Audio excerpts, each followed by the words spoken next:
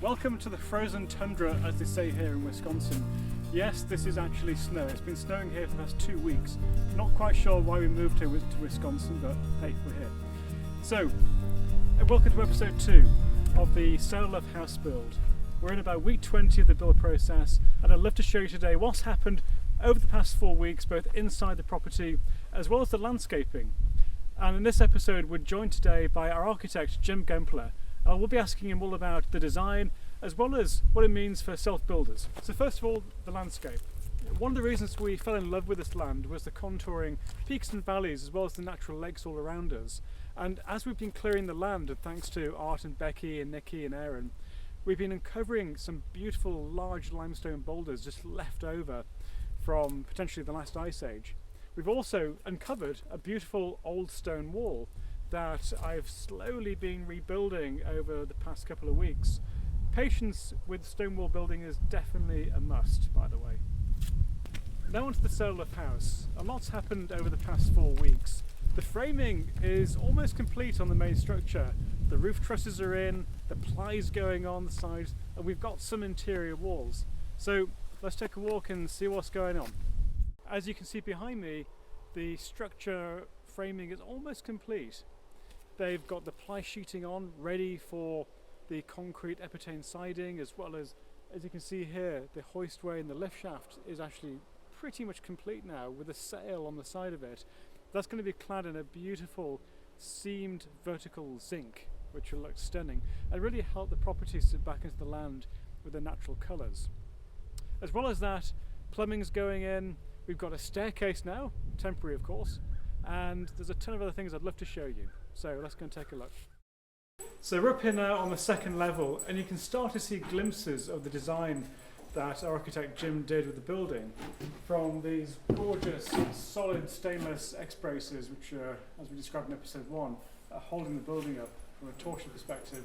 And if you look up here, you can now see the sail wall, which will be clad in wood all the way up about 30 feet, with an opening to the upper level and out to a skylight in the roof. So it's going to be a stunning atrium as you come into the building.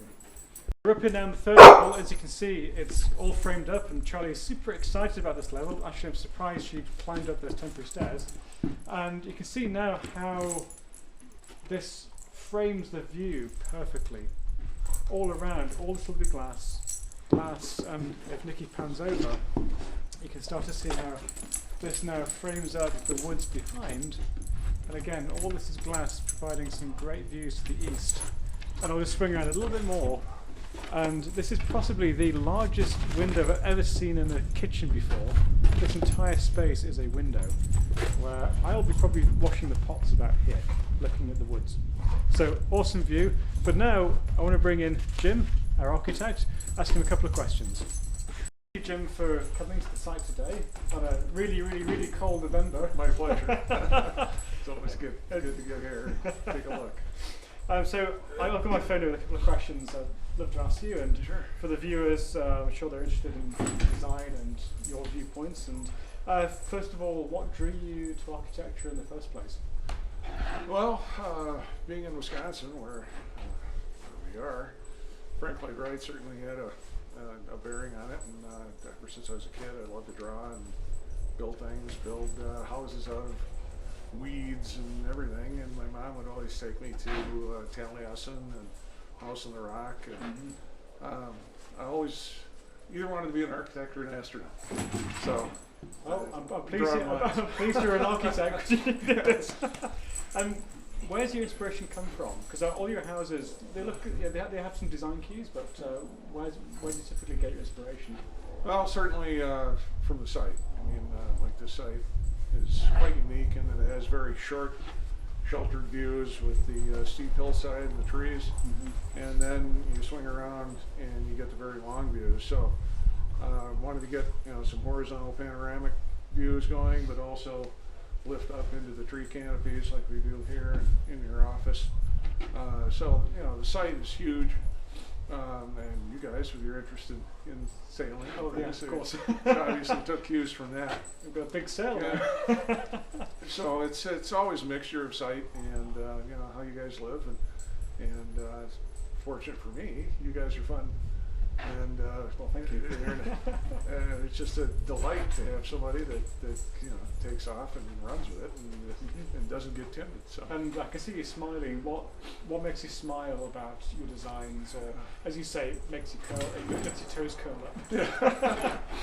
Well, I like to get out of the way of the site. I've been very fortunate to work with a lot of beautiful sites on lakes and hillsides and things around Wisconsin and elsewhere. And I mean, this site, you get up and you look around now, and instead of just having to imagine it, even with 3D software, it makes me smile to see it doing what I wanted it to do, as far as creating the shelter and giving me the views to capture the site that I wanted to do. Oh, it does that. That's good. So, for folks thinking about self-build, Yeah. working with an architect, why employ an architect? That's a good question. I can't answer it. Why did we employ you? I don't know. Well, in working with a composer one time, we sat down and we decided we basically do the same kind of thing. We takes the same instruments, the same pieces of wood, same stones, same notes. It's how you organize them and how you put them together. And they either make noise or they make a beautiful piece of music. And I thought that was an interesting That's an interesting analogy. kind of, comparison there, and that's what we do. I mean, this takes the same kind of sticks as a mediocre house, or it's what it is that you want to achieve and the lifestyle that you want to house, and to create a stage for you guys to live your lives is my greatest pleasure. It's just wonderful. I'll be interested to know how you guys live here and how you like it. And when clients come to you, like we did, what kind of questions should they be asking you, or what kind of questions should they be thinking about? Well, I don't like to get people too, excuse me, tied up in, a lot of people come in with room size. I want this room size. Don't waste your time. How do you guys, the functions? How do you live? And not just today, because that's soon obsolete. It'd be long in the past before you get a place like this designed and built. So you want to project out 2 years, 5 years, 10 years, the entire lifespan that you plan on living in the house. Right. So we can design spaces that can accommodate functions as they change throughout your lives. And so it's really about function and how you live and the site. And I like the question that you gave us. You asked us questions about how you want to live in the future, and now as we get old, hey, let's put an elevator in. Yeah. As I get decrepit, I like how I walk up 3 flights of stairs. So moving on, a lot of people asked about the design phases in architecture and self-build, and I mean, certainly us coming into it, we had no clue at all. And I just thought it'd be interesting for the folks looking at this. What are the key phases in the design, and how should people think about that? I didn't think it would take 18 months to design this thing, and it did. Yeah. Well, you can compress that, but that always runs the risk if you're doing something like this that is far from traditional. That as we present new ideas, if you don't have time to digest them, live with them a little bit, and see how that interacts as you guys can, just from looking at plans and 3D work. But that's really that kind of digestion phase is very important, so you don't rush ahead and make a bunch of decisions that then you second guess or come back and wish you would have thought about it longer. So, like fine wine or a pot of chili, a little time helps things blend together and make sure you're making the decisions and seeing the opportunities that we have available to us to make it happen. So, the phases in architectural design have really kind of been taken out of rigid boxes by the way of the computers that we use. Interesting.